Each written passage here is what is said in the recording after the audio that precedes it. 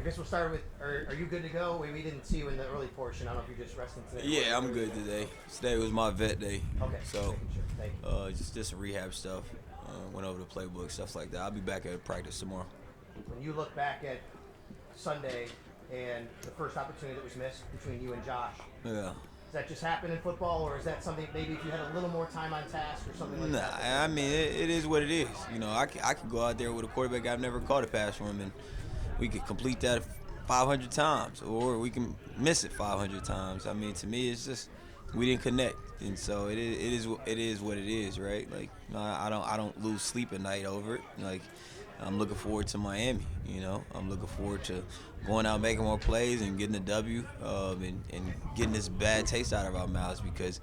One thing about the NFL is like when you lose, like you feel like you're never gonna win again, and when you win, you feel like you're never gonna lose again. And so, you just gotta ride the roller coaster of it because when you down, everybody's saying, "Oh, the Bills don't have it." And then when you come back up, we the greatest thing since milk was invented. So that's just how the nature of the business go, and I think that's just life in general. It's weird how it happens, and even sometimes with the fans in the NFL, they one day they down, and the next moment they back up and they optimistic, and then they back on some pessimistic type stuff. So at the end of the day, though, we got a long season, and at the end of the day, it's gonna be one team standing on the top of the mountain, and nobody knows what road it's gonna take to get there. But I just hope in this team we just gonna keep chugging along and look with our eyes in the end, and so that starts in Miami.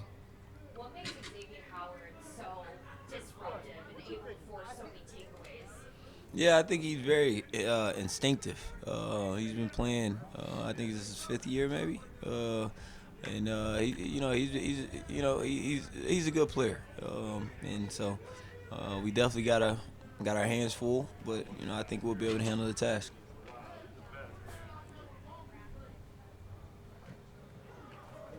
Is that it?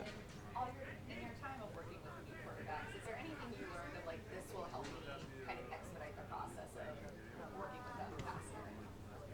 Uh, no, no. I think you just put the work in. You know, who knows? Versus Miami, we might connect 8 for 8, right? And so it's just one of those things that we just working every single day. It's early in the season, and so we just working. And I think that the preparation comes at practice, and we'll see. Where the chips lie from there. When the Steelers, when you guys were in your 4 and 5 wide receiver sets against the Steelers, what were they doing to, kind of keep you guys at bay? Well, I think what a lot of people fail to realize is like the Steelers' defense is probably going to end up top 3 defenses in the league. I mean, they just played T.J. Watt, the highest paid defensive player in the league. In my opinion, could have been easily defensive player of the year. And their defense got 8 first rounders on their defense. Very disruptive front, and so kudos to them. They did a great job of coming in and disrupting our offensive passing game, entire thing, and they won the game. So. As far as them, like I said, kudos to them. They did a great job, and they got a great team, and they got a great defense, and hopefully we'll see those guys down the road. A lot of zone from them. Is that something you expect to see moving forward? Yeah. I don't know how teams will play us going forward. Like the Dolphins, they play a lot of man-to-man coverage, but we don't know how they're gonna play. It's a copycat league sometimes. Some teams, mimic the formula that another team used prior to, when we lost, versus Steelers. So, but one thing it is about this offense, I feel like we're prepared for anything, and so, I'm looking forward to Sunday to see where we stand.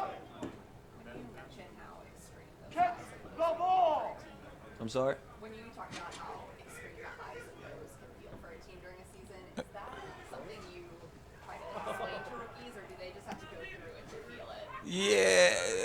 Yeah, you explain it as well, and I think like even in college you kind of go through it.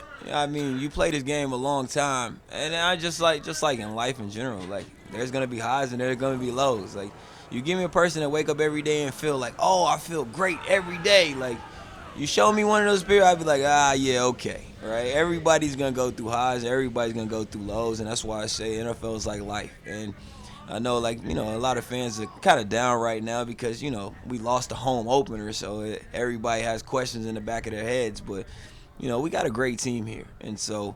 Right after the game, I remember talking to Stephon Diggs. Like, man, like these next 7 days are gonna suck, right? Because you got this bad taste in your mouth. You just lost the game, but you get another opportunity Sunday, and then following that, another opportunity. And at the end of the day, there's a way bigger picture than this. And so you try not to ride the emotional roller coaster of it. I come into work like smiling because at the end of the day, we got to learn from our mistakes, but we get another opportunity and we go out and win this game. The next thing you know, oh, the Bills are back and we're good and this and that. And then the next week, who knows, right? And so you don't get caught up in that too much. You just kind of just stick to the script, play ball, work as hard as you can, and let the chips fall where they may.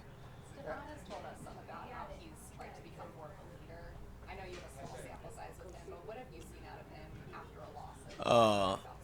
And Diggs, man. Diggs is a baller. So for him, he's like, all right, like let's get in the lab, let's work harder, let's finish. Like you see him out at practice, he's catching passes and he's taking it all the way to the house, and he's doing the extra stuff to get the guys going and just try to be the leader that he is. And he doesn't really even have to try to be a leader. He's just a natural leader, but through his work ethic, right, and the way that he loves his game, he's passionate about the game, and so it kind of rubs off on everybody else.